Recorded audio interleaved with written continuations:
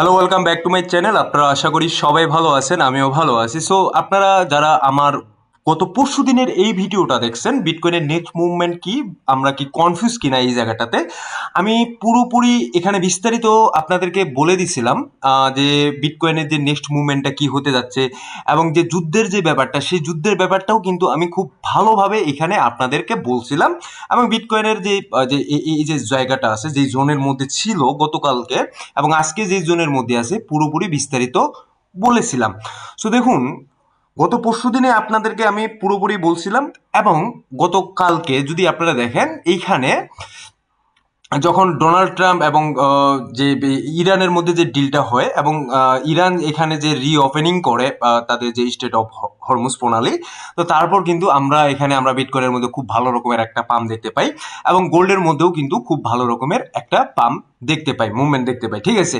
So এখন কথা হচ্ছে যে এই মুহূর্তে দাঁড়িয়ে আমরা অ্যাকচুয়ালি কি করব? আমরা কি ধরে নিব যে মার্কেট এখান থেকে উপরের দিকেই উঠবে, নাকি আমরা চিন্তা করব যে না, যেটা গেছে সেটা শুধুমাত্র লিকুইডিটি হান্টের জন্য গেছে এবং লিকুইডিটি হান্ট করে বিটকয়েন আরো নিচের দিকে আসতে পারে, সেই বিষয়গুলো নিয়ে কিন্তু আজকে আলোচনা করব। ঠিক আছে।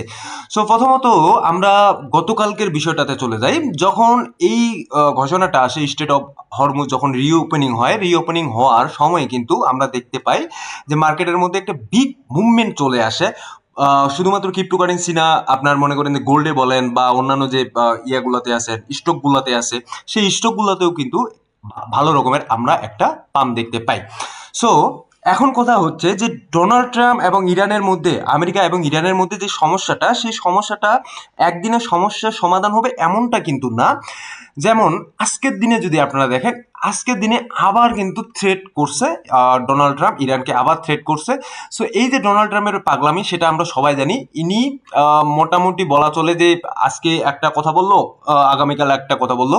তো ইনার পাগলামি কিন্তু সবসময় আমরা দেখতে পাই। আজকে এক ধরনের কথা, কালকে এক ধরনের কথা।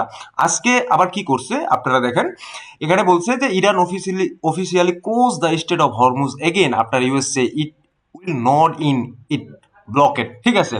সো এই যে সমস্যাগুলো আমরা দেখতে পাচ্ছি এই মুহূর্তে, তো এই সমস্যার মধ্যে কিন্তু আমাদের কনফিউজিংটা বাড়ে যাচ্ছে যে অ্যাকচুয়ালি কি হচ্ছে বা কি হইতে পারে।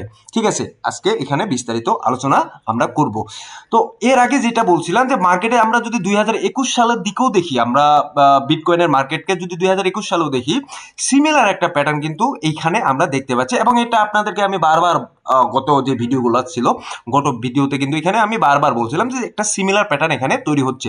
তো আই উইশ, যে কথাটা বলছিলাম যে আই উইশ যে এই যে জোনটা আছে, যে জোন পর্যন্ত মার্কেট গেছে এবং এই জোনটাতে একটা যে সুইং ল ক্রিয়েট করছে, এটাই হচ্ছে তার লাস্ট একটা বটম জোন বিটকয়েনের জন্য।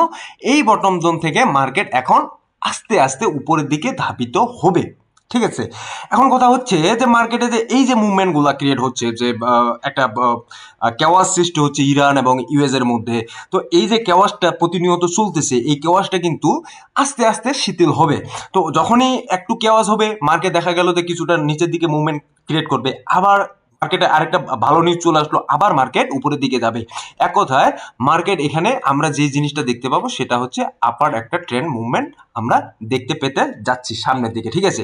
সো এখানে কিন্তু নেগেটিভ যে একটা বিষয় আছে, সেই নেগেটিভ বিষয়টা আপনাদের বলছিলাম যে যদি খুব বেশি ধরনের সমস্যা হয়ে থাকে, খুব বেশি ধরনের সমস্যা, মানে যুদ্ধ এখন অনবরত চলতেছে, আবার এগেইন অ্যাটাক করতেছে, সেই সময়টা ব্যতীত আমার মনে হয় না যে বিটকয়েন এখানে আর ফল ডাউন করার পসিবিলিটি আছে।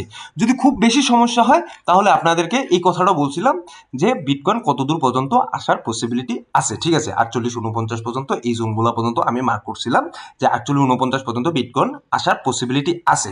তো এখানে যে আরেকটা বিষয় আপনাদের সাথে অ্যাড করছিলাম, সেটা হচ্ছে যে আপনারা অবশ্যই এখানে পার্ট বাইং করতে পারেন বা ডিসিএ করতে পারেন বা এসআইপি করতে পারেন, এটা কিন্তু আমি বলছিলাম। এমন না এই কথাটা আপনাদেরকে বলি নাই, এই কথাটা আমি বলছিলাম। এবং গোল্ডের দিকে যদি আমরা তাকাই, গোল্ডের কিন্তু সিমিলার একটা প্যাটার্ন, যেটা আমি বলছিলাম যে গোল্ডের এই যে প্যাটার্নটা যে একটা আপ ট্রেন্ড মুভমেন্ট, সেই আপ ট্রেন্ড মুভমেন্টটা সে ক্লিয়ার করছে। এবং এইখানে একটা সাইকোলজি মুভমেন্টামে এখন আছে গোল্ড, সেটা হচ্ছে 4800 যে জোনটা আছে, এটা হচ্ছে আমাদের সাইকোলজি একটা জোন, ঠিক আছে। সো এই জোনের উপরের দিকে যদি মার্কেট থাকে 4800 বা 4850 উপরের দিকে যদি মার্কেট থাকে, দেন আমরা দেখতে পাবো যে মার্কেটের দিকে সামনের দিকে ভালো একটা মুভমেন্ট ক্রিয়েট করতেছে গোল্ড, ঠিক আছে। সো যখন স্টেট অফ হরমুজ খুলে গেল, তখন আমরা দেখতে পেলাম যে ইউএস অয়েল, সেই ইউএস অয়েল কিন্তু আবার এগেন এখানে দাম করতেছে। এবং গতকালকে যদি আমরা দেখি, গতকালকের যদি হিসাবটাই শুধুমাত্র এখানে দেখি, সেখানে আমরা দেখতে পাবো মোটামুটি, আচ্ছা আমি জাস্ট 1 মিনিট পুরাটাই আপনাদেরকে দেখাচ্ছি, ঠিক আছে। সো এখানে আমরা দেখতে পাচ্ছি 10%-এর মতো কিন্তু ইউএস অয়েল এখানে দাম করছে। এখন সোলানা যদি আমি বলি, সোলানার কথা, সোলানাটা আপনাদেরকে এখানে দেখাচ্ছি। সোলানাও কিন্তু সিমিলার যে প্যাটার্নটা, সেখানে আমি এটা আমি দেখাচ্ছি, ঠিক আছে। মার্কেটের মধ্যে এই মুহূর্তে সোলানা কিন্তু বেস্ট একটা সাপোর্ট জোনের মধ্যে আছে, সবচেয়ে বেস্ট একটা সাপোর্ট জোন। সো এই সাপোর্ট যে জোনটা আছে, এই সাপোর্টটা জোন যদি সে ব্রেক করে ডাউনের দিকে আসে, তাহলে কিন্তু এই সোলানা কিন্তু আমরা 54-55 পর্যন্ত দেখতে পাইতে পারি। বাট স্টিল নাও কিন্তু এখনো আমার মানে একটা দৃঢ় বিশ্বাস এখানে আছে যে এটা সোলানার জন্য বেস্ট একটা সাপোর্ট জোন, এবং এই সাপোর্ট জোনটাকে রেসপেক্ট করবে মার্কেট সোলানা। সো দেন এখান থেকে মার্কেটে একটা বুম আমরা দেখতে পাইতে পারি। তো আশা করি আপনারা বুঝতে পারছেন যে বিষয়গুলো আমি অলরেডি এর আগেও বারবার আপনাদেরকে বলতেছি, বাট আপনাদের অনেকে হয়তো বা এখানে খুব কম মানুষই আমার ভিডিওগুলো দেখতেছেন। বাট আমার কথা হচ্ছে, আমি যেই আপনাদেরকে ইনফরমেশনগুলো দিচ্ছি, এই ইনফরমেশনগুলো কিন্তু খুব খুব ভ্যালুয়েবল ইনফরমেশন, এবং এই ইনফরমেশনগুলো দিয়ে কিন্তু আপনারা এখানে ট্রেড করতে পারেন, বা আপনারা এখানে স্পটে সেইভাবে বাই করতে পারেন, ঠিক আছে।